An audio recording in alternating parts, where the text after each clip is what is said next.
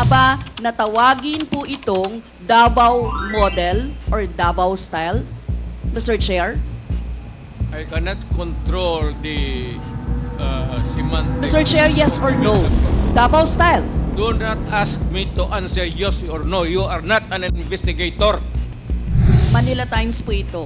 I was really looking for a confrontation so I could kill. Sinabi niyo po ito. Yes. Nagdadasal po ako na nagmumumtor ako na may mag-hold upper dyan. At kung maabot na kita, talagang patayin kita. ICC, ma'am. I'm asking the ICC to hurry up. And if possible, they can come here and start the investigation tomorrow. This issue has been left hanging for so many years. Matagal, ma'am, baka mamatay na ako, hindi na nila ako maimbestiga.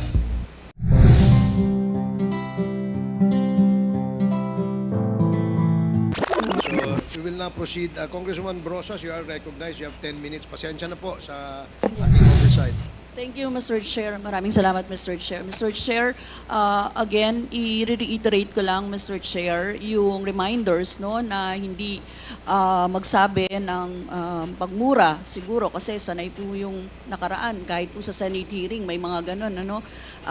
Respeto naman sa atin dito.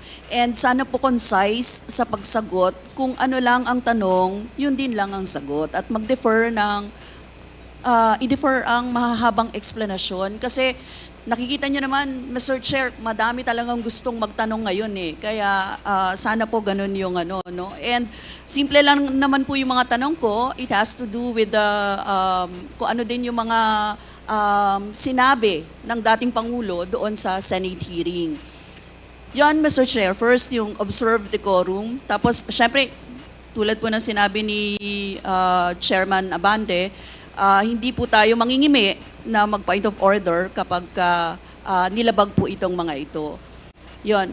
Now, Mr. Chair, I would like to direct my questions, Mr. Chair, to Rodrigo Duterte. Mr. Chair, noong October 28, sinabi ni dating Pangulong Duterte, under oath, sa harap ng Senado, and I quote, I and I alone take full legal responsibility sa lahat na nagawa ng mga pulis. Pursuant to my order, ako ang managot. At ako ang makulong, wag yung pulis na sumunod sa order ko. Ang tanong natin, Mr. Chair, the families of innocent extrajudicial killing victims are present. Yun po yung pinagsalita nyo kanina. So can the former president look them in the eyes and say once more that he takes full legal responsibility for the deaths of their loved ones, Mr. Chair?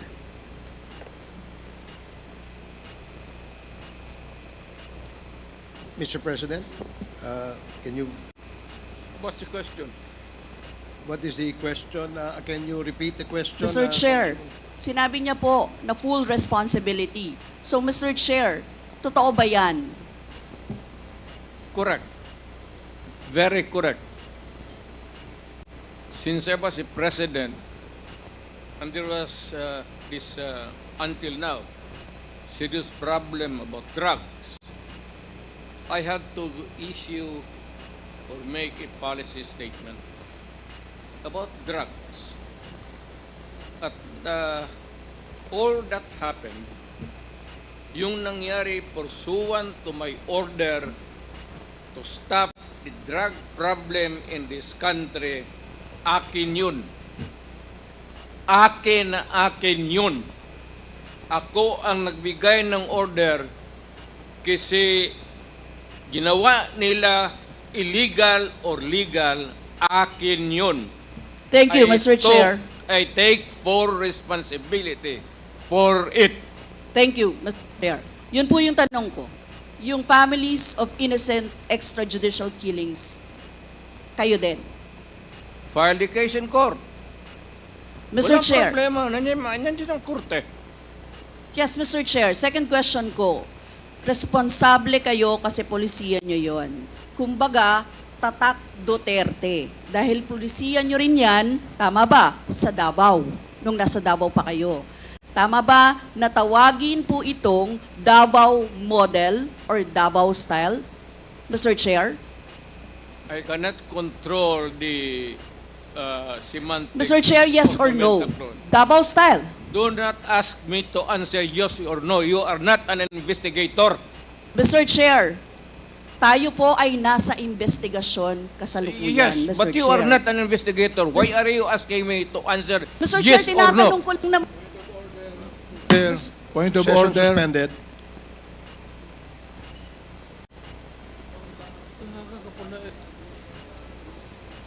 Point of order, Mr. Chair. Ano ka, police? Point of order, Mr. Chair. The session is suspended for the meantime, so please, let's take time to calm things down, okay? Para ho maayos ang ating hearing sa ngayon. Hearing is resumed. Please proceed, Congresswoman Rosas. Yes, Mr. Chair. Napakasimple lang po ng tanong ko. Tinatanong ko lang po kung yes or no, Davao style ba yung inyong modelo. Mr. Chair, ayaw niya sagutin. So, Mr. Chair, hindi ko maintindihan yon. I'm What is sorry, your personality, Your Honor?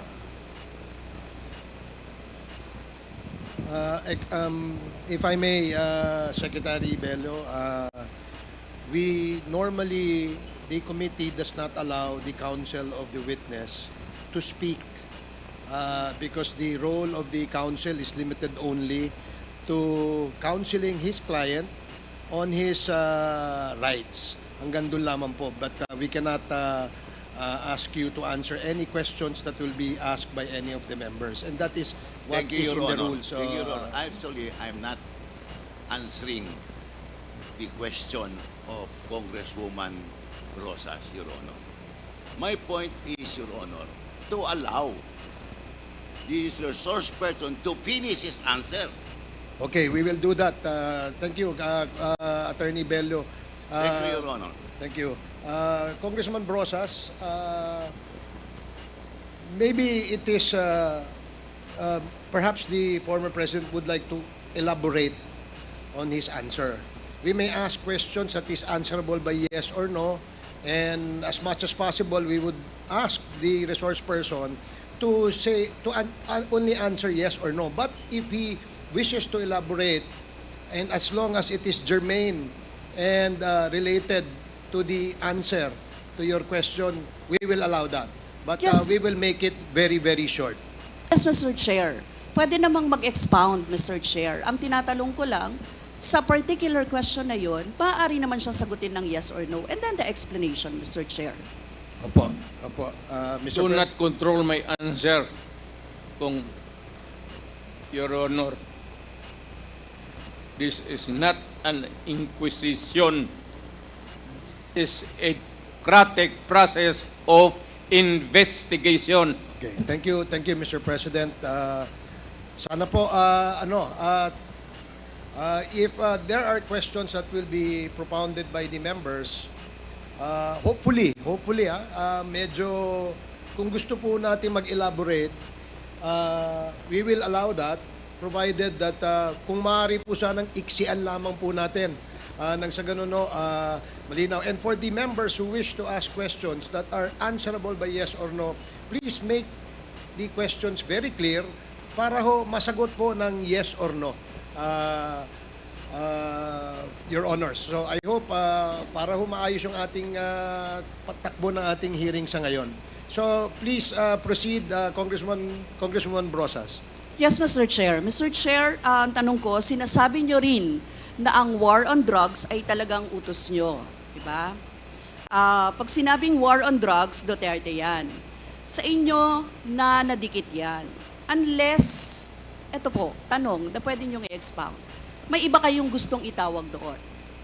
Meron po ba kayong gustong ibang itawag doon? Wala na po. Sabi ko, I assume full responsibility for whatever happened in the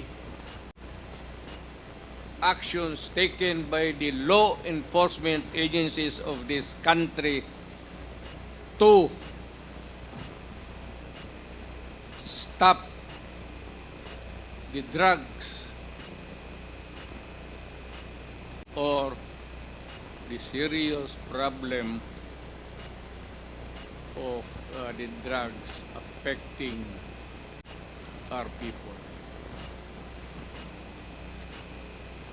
Mr. Chair, next question. Nung naging mayor po kayo, sabi nyo naging safe ang Davao. Tama po ba? That would be that should be answered by a third person. I would not be answering that. It would be presumptuous of me to conclude. Hindi ako magsabi. I never said that Davao City was not publicly. Mr. Chair, as mayor, masasabi nyo na naging safe ang Davao sa panahon nyo? Talaga. Kasi Talaga. walang kriminal sa kalye, Talaga. walang snatcher, Walang snatcher. walang akyat bahay, Walang akyat bahay. walang magnanakaw, Walang magnanakaw. walang mamamatay tao. Walang mamatay tao. So yun po lahat, yes. Oh. So walang mga kriminal o walang insidente ng kriminalidad, bakit po? Merong mga incident, not totally. It would be a dream of a city not to have any criminal incidents or violence. Pero overall, Davao City was safe. If the test or standard would be that a citizen of the city can walk all over the city and men and children can go home safely, unmolested, undisturbed. That was the standard that I gave to the police of Davao City. Mr. Chair, I would like to ask, no, hindi ba nagkandamatay sila sa panahon na yon? Marami po. Sino-sino po ang mga pumatay? Wala akong listahan yan, ma'am. We have to go to the tawag nito. Hindi ko bit-bit. Ang bit-bit ko lang ho yung hindi. Mr. Chair, I would like to ask again, no? Sa inyo po na karanasan, kayo mismo ba pumatay? Ako, marami. Mga 6 o 7. So Ewan what- ko kung natuluyan yung, hindi ko na follow up sa hospital kung natuluyan. Quote ko lang, ipaalala ko ulit, Mr. Chair, kasi mula din ito sa Senate hearings, ano? I-quote ko lang po kayo, in Davao, I used to do it personally, just to show to the guys that if I can do it, why can't you? Correct. Sinabi niyo po yan sa mga business leaders sa meeting sa Manila. At kung paano niyo ginode ang mga police officers to gun down suspects. Tama po ba? Yes, if they present a violent resistance. That's the only thing there. You can kill the criminal if you are personally in danger of losing your life too. Ito But ba, hindi mo pwedeng patayin yung kriminal nakahandcuff o nakatali. Hindi trabaho ng lalaki yan. ito pong second, Mr. Chair, na quote, kayo rin ito. And I'd go around in Davao with a motorcycle, with a big bike around. And I would just patrol the streets looking for trouble also.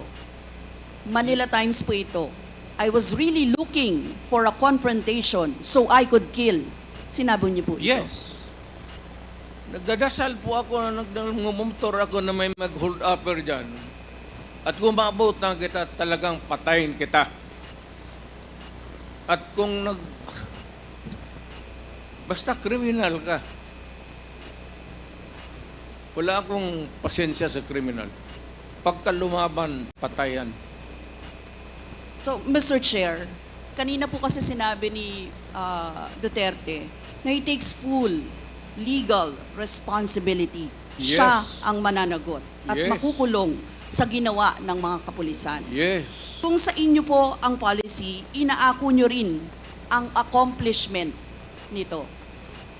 Yung lahat po, kasi kung naaalala ko sa war on drugs, yung mga accomplishment, may nahuli, nagbebenta, gumagamit, gumagawa ng droga. Lahat yan.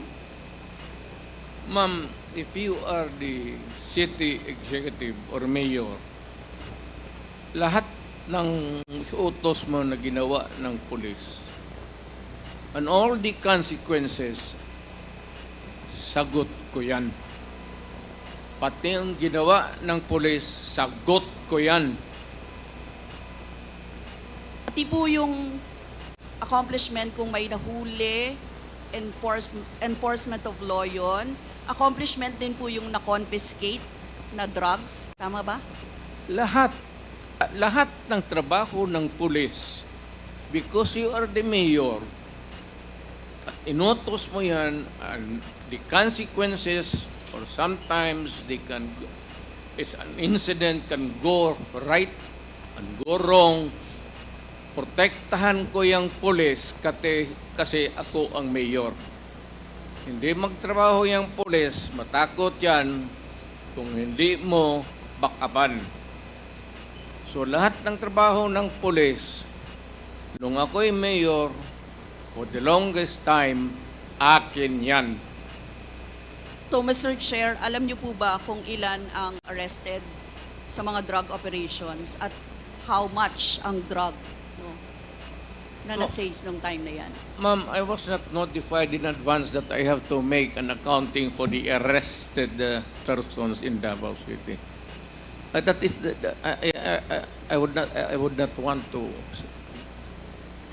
That would not be a proper question. For a Mr. Chair, resource sabi person. niyo yung accomplishment report sa inyo yan. Accomplishment, yes. Accomplishment is another thing.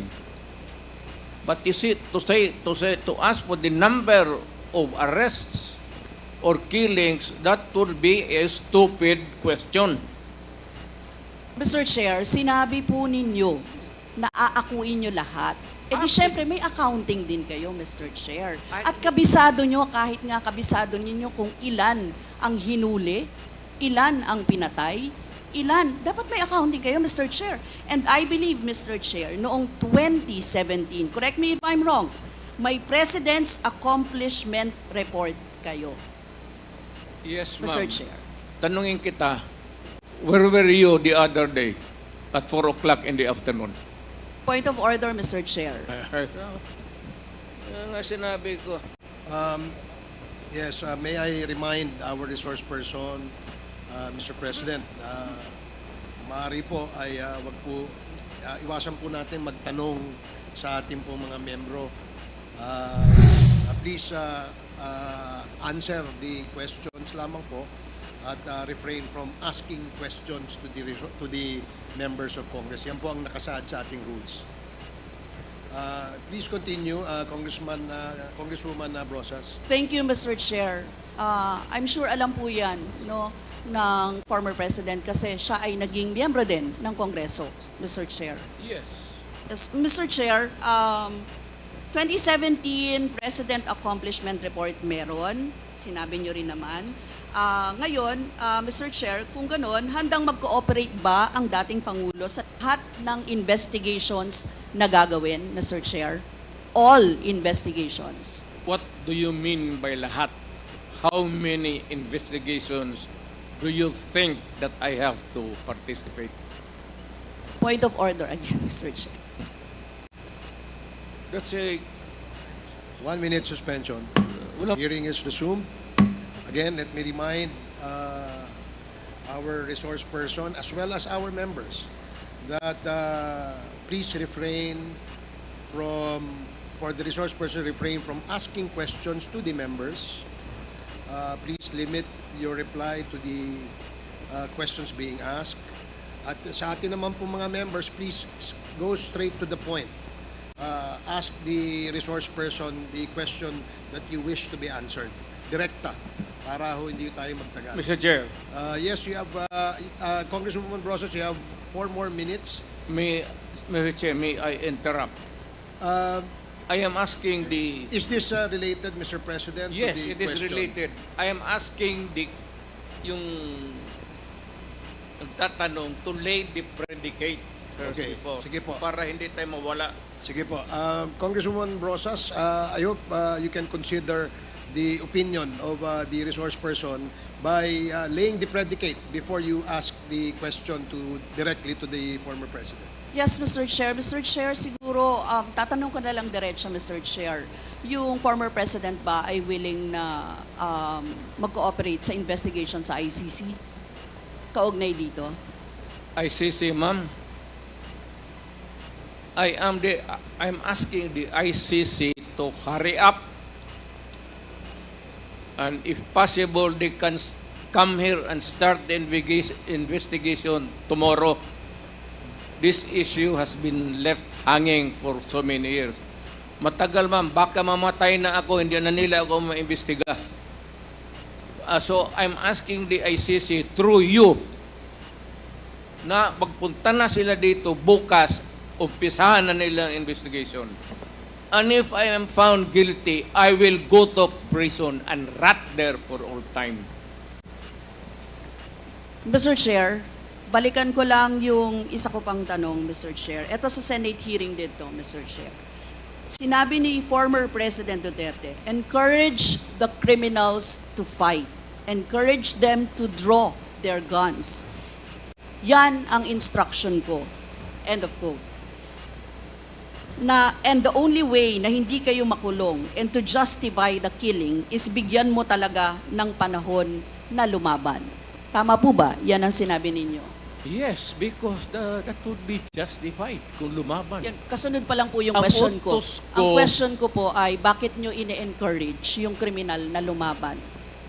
Para medyo maminus-minus ang problema sa syudad ko, kung may kriminal dito na 50, kung mapatay ninyo yung 30, di 20 na lang, hindi na masyado problema dyan sa akin. Ibig sabihin, Mr. Chair, hindi mapaparusahan ang nakagawa ng krimen in self-defense. Hindi man sadya. Siya, alam naman trabaho ng police, ma'am. The policeman should know when to kill and when to injure. Hindi naman kailangan sabihin nun. May elements naman ng self-defense. Alam niyo yon, Mr. Chair. Diba? Not self-defense, man. Performance of duty. Performance of duty, but elements of connected with self-defense. that performance of duty is self-defense. So, Mr. Chair, ano-ano yon? Ang what? Elements of self-defense, Mr. Chair. Self-defense is when you defend yourself to avoid injury, serious, or you die.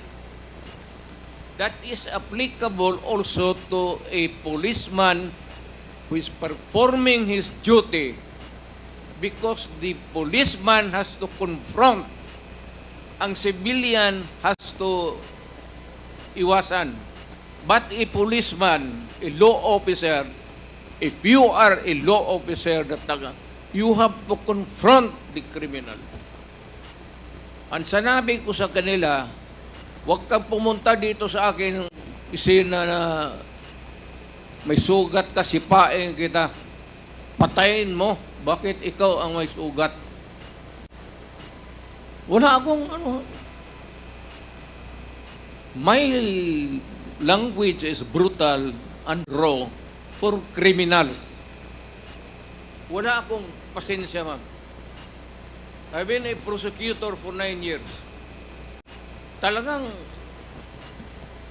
sinabi ko, pag hindi na mahinto yan, patayin mo na yan. Huwag mo nang pabalikin niya dito sa opisina ko. Thank you, really Mr. want Chair. to know the truth. Ganon.